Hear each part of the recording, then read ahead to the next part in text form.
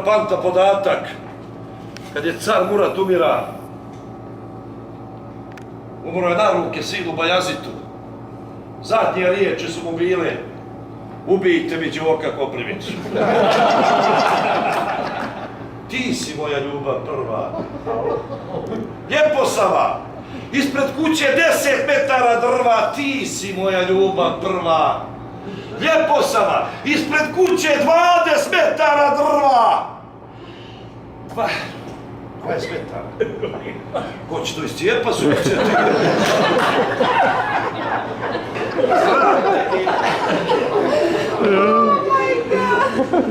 Skinog prtenica, ostanu ko na jadi da šor crveni.